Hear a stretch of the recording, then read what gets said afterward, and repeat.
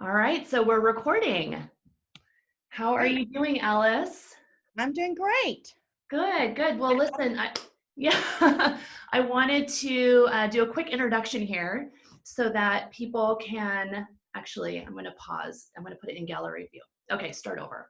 Okay. Okay. All right, good to see you, Alice. Good to see you too. Yeah, so I'm so excited that you're here with me today. Everyone, this is Alice Shikina, and Alice has graciously agreed to chat with me today and to everyone out there about communication. She is a certified mediator, and in the real estate world, we deal during conflict resolution with mediators and then sometimes arbitrators to resolve conflicts. And so Alice does that. She also specializes in divorce, family disputes, right? Yep. Um, Personal injury, and then landlord tenant issues. So you're like the master of communication and coming to an agreement with people, right? Yes. Tell me, to start off a little bit, tell us all a little bit about what a mediator does. I mean, we talked about this a little bit on the phone previously because I didn't understand the difference between like a counselor and a mediator. So mediators basically, first of all, our job is to try to get people in agreement, Hmm. right? So there's a conflict and there's a specific thing that they are trying to resolve. Okay. So the biggest part of a mediator's job, aside from facilitating and mediating, is problem solving. So we help people come up with solutions or help them come up with solutions so that they can solve the problem either on their own or with the help of the mediator. As opposed to trying to figure out in therapy, you figure out like why you have the behavior you have, what sort of things happened in your past, how can you resolve those things in the past. We're always forward looking as Right, mediators. because you're focused on let's get this done, let's have a solution so we can move forward. And Absolutely. either resolve the conflict with a lawsuit or whatever it is, you have a goal in mind and that there's timing involved. Yes. And then with families, a lot of times it's about just starting communication because there are a lot of people who are estranged. It Hmm. could be divorced couples who are co-parenting but aren't speaking to each other. It could be siblings or parents with children. Like there just basically has been no communication. So in Wow. those cases, people are nervous about starting a conversation when they haven't spoken to each other or they're maybe in high conflict. And so bringing on a third party neutral mediator can be super helpful in those instances. Yeah, I can see that because there's just so much emotion going on and they're not getting to kind of like the path forward, right? Exactly. So Alice and I had the idea today of sharing with you all, since we're so much time at home with our families, 5 tips for keeping the peace at home during this time. And, I think that it's super important, and communication becomes much more important when you spend so much time with your tribe, right? So I was hoping that you could kick it off and start sharing some of these 5 tips, and then I will make sure that we in the comments below put your contact information. So if anyone has any follow-up questions for you, would it be okay if they reached out to you one-on-one and Absolutely. ask their personal questions? Because this might Sure. trigger some follow-up thoughts for people as we Yes, go I'm through. happy to help. Okay, great. So let's go for it. Okay, great. So one of the first things is something that a lot of people who are high performers in business do, and that is starting off your day with gratitude. What that does really is it puts you in a positive mindset, right? So it could be difficult times. People are depressed or anxious and have all of this negative energy around their days. And so that starts to bleed into their personal relationships with their spouse, with their children, maybe parents, siblings, that sort of thing. So to start off your day with gratitude and think about, with the people you live with, what are you grateful about each person? And so that will at least set the tone for the day, and hopefully you'll have a much better day than if you did not start off the day with gratitude. That's, that's something that I try to do consistently. I'll be very consistent about it for a few weeks and I notice the change. And then Right. I'll drop off because I get too busy. But in reality, like the busier you are, the more stress that you have, the more important that is. And it doesn't take very long, No. right? It's just a few minutes. You wake up in the morning, maybe before you even get out of bed. Mhm. Think about the things that you're grateful for amongst the people in your household. Wonderful. I love it. Great. Thanks. And then another thing is to set boundaries with everyone in your home.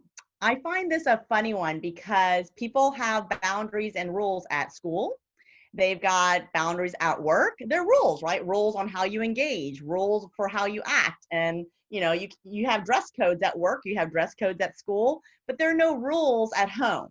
And so it's really important to sit down with your family members and say, here are the engagement rules, Hmm. right? So if someone gets upset, here's how we engage. Here, what's acceptable, what's not, and what are the consequences if things go awry. So you need to set those boundaries up.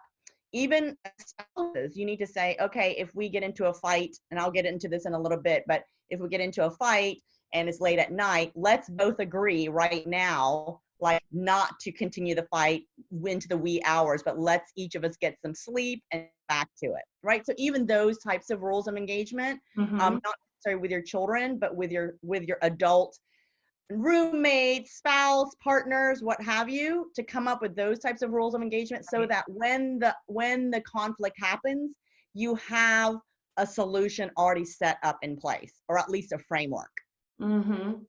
And so I can see how, maybe one person feels like this is a good idea. Let's come up with the rules of engagement. So they come up with all the rules and they say, here are the rules, family. Here's what we should do. So how do you suggest kind of making this a team effort? So it should be like a conversation. It shouldn't be like a leader. It Hmm. can be someone who maybe leads the meeting, but that doesn't mean that they get to make all the rules. So it's Got really, really important that everyone feels like they have some kind of say, including kids, to say, I disagree with this, but how about this? So to make it a group conversation and to make it so that everyone partakes in the rule making. Great. Excellent. Okay. Well, that sounds like it would be super helpful because then once a conflict does arise, you can just go back to that and have some clarity about how to move forward. Exactly, exactly. Because it's really important too for kids to understand, if you do have kids, like what type of behavior is going to warrant a consequence, instead of putting the consequence on them at the moment that the conflict happens, and then people are upset because they're like, why, this is not fair. To at Mhm. least say, like, in the event that you don't, let's say, finish your schoolwork, then the consequence is going to be such, Right, right? So to right. be able to set it up before it happens, Mm, as opposed to in the moment of the conflict. that makes Because sense. everyone's really already upset in the moment of conflict. So creating new rules or rules on the fly is going to make everyone unhappy. Yes, agree. So Okay. that's that. Yeah. So the third tip is what I kind of alluded to earlier, is not to have discussions when you're angry. So Mm, obviously people get mad, they're heated, but then they continue to have a conversation. And what happens with our brains is that the logical and reasonable part of our brains actually shuts down when we get very, very emotional, and our bodies actually go into fight or flight mode. mhm. So people just need to become very self-aware of when they're starting to go into that fight or flight mode, when they're going into anger mode. Yeah. And they have to really understand that they're not making the most logical or reasonable arguments when they're feeling emotional. And so they need to put in, again, boundaries in place to say, okay, it's okay to call a timeout, right? Like if I'm really mad, to be able to say I need a timeout, and the other person has to have agreed previously that when someone calls a timeout, then it's everyone needs to stop. Mhm. But it's the most important part of this is part two, which is to come back to the conversation when people aren't Yes. angry. You can't just like delay it forever. You have to at least commit to coming back like the next day to say, okay, tomorrow when I feel calmer about this, we'll have a discussion. That sounds good. And you're right. I definitely know that people act in different ways under time of stress. Some people get more, they go, as I've heard say before, like they go more red. They go like they want to confront it and they want to talk it to death or argue about it and debate it. And other people are like retreat, retreat, retreat. So I can definitely see how if you have two different types of personality styles in your home, you have to be very aware of those, and how your continued pushing is going to make the other person retreat even more and not solve the problem. Exactly. And it ends up, one person will end up stonewalling the other person.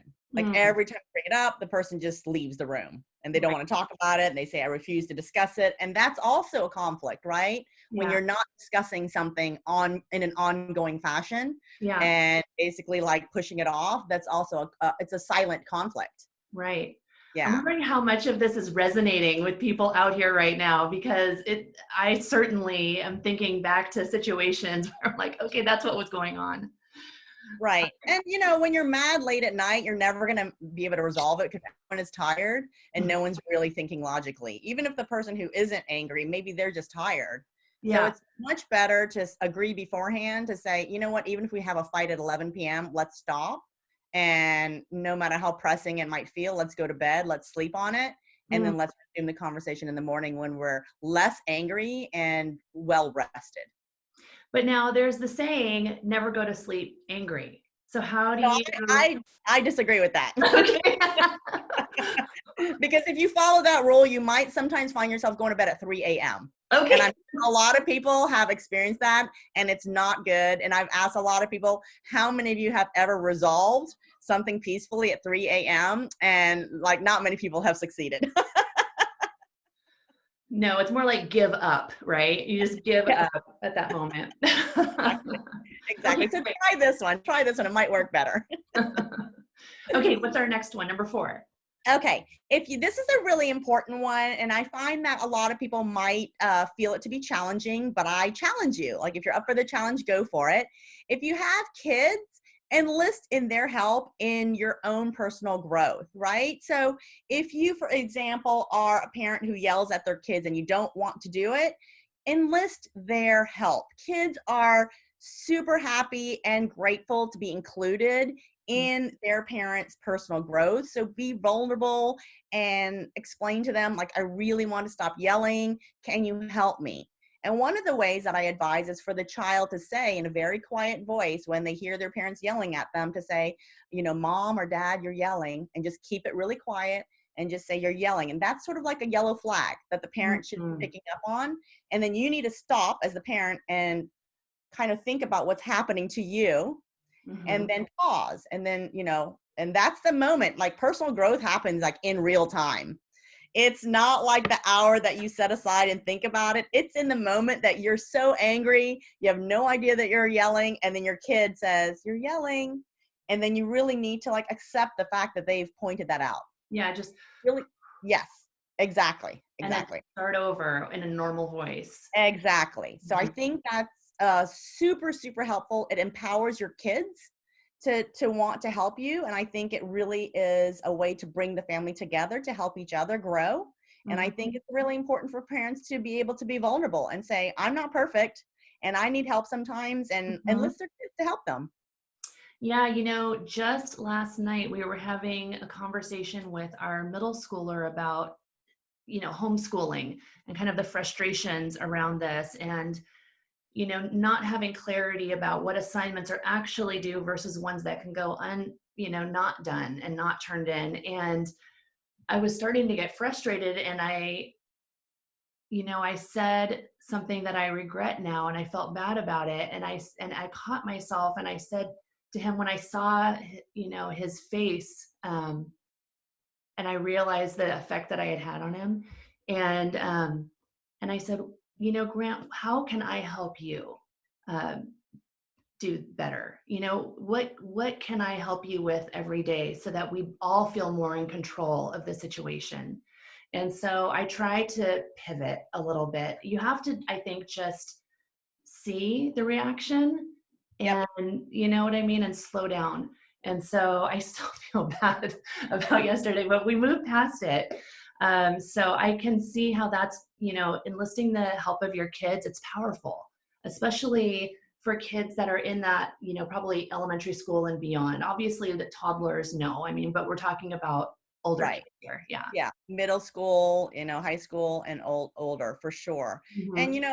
I think for parents that are listening who might feel like, oh, like I'm never vulnerable to my kids, or I don't want them to see that I'm Hmm. flawed. I feel like it's a great way to role model to your children what type of adults they should be, Hmm. right? If we all grow up to become people who hide our flaws from everyone in the world, that doesn't help us grow to be a better person. But if Hmm. we at least are vulnerable to those that are closest to us and our children, to say, I'm human, I have flaws, but I'm working on becoming a better human being. I think that's a great role model. Like, you want to model that for your children so that they grow up to become adults who do the same thing. Yep, absolutely. I think vulnerability is a sign of strength. It can be a Absolutely. sign of strength. So, Yes. okay, awesome one. Thank you. Sure. And then my last one is, when you're negotiating with anyone, find the Mm, common interest. And so that's really important. I don't know how many of you guys have heard about position based negotiating versus interest based. But position based is when I'm arguing that I want to go to Hawaii and you might argue that you want to go to Costa Rica. And so okay. we're just going to fight about the positions that we've chosen. Mm, Whereas if we dig around to find the common interest, to say, like, okay, we both want to go somewhere where there's a beach. We both want to go somewhere where it's warm. We both want to go somewhere where maybe it's a short airplane, ride away. We can start to find our common interests, and then newer results will show up, like new options for us to choose from. But mhm, the same mhm, thing that you want to do, whether it's like that you're fighting over getting your schoolwork done, right? So I might say, get your schoolwork done, and my child might say, no, I don't want to do it right now. So that's our position. But mhm. then, like you did when you asked Grant, you said, hey, how can I help you? That's when you start uncovering the interest that both of you have. You both maybe want him to be less stressed. Both of you want him to be able to do well in school. Both of you want him to be happy, right? And in order for these things to happen, what's a solution that you can come to together? And Yes. so this has to be a conversation that's had together. It cannot be one person making the rules or one person demanding. You have to just stop for a second as the person who is pushing, to say, wait, hang on. Like, let's work on this together. What Mhm. is the thing that we both have in common? What are we both interested in when it comes to this matter? And Yep. how can we solve it? Right? Exactly. Exactly. And we use this a lot in real estate as well.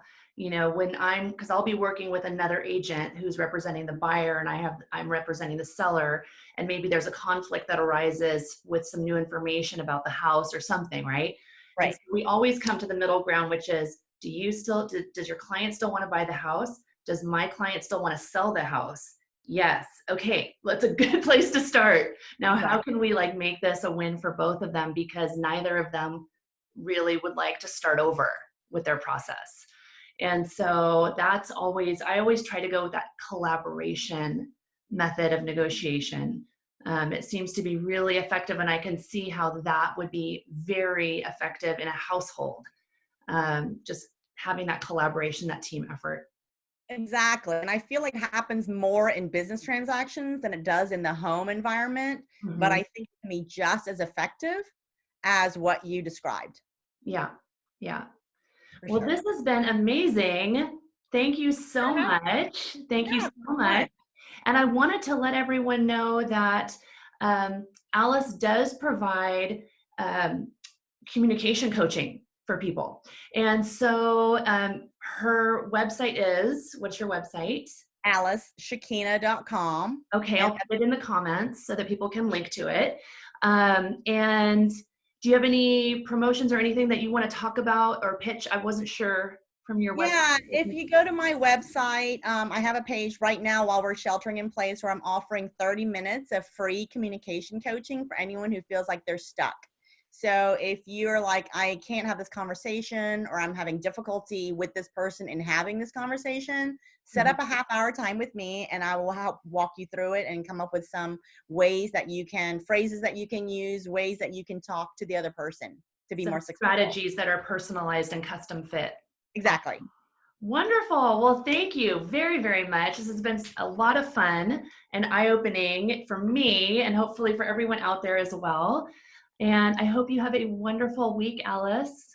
Thank you so much for having me. I really enjoyed it. Yeah, this was fun. I'll talk to you again soon, I'm sure. Okay, great. All right, Thanks. bye. Bye.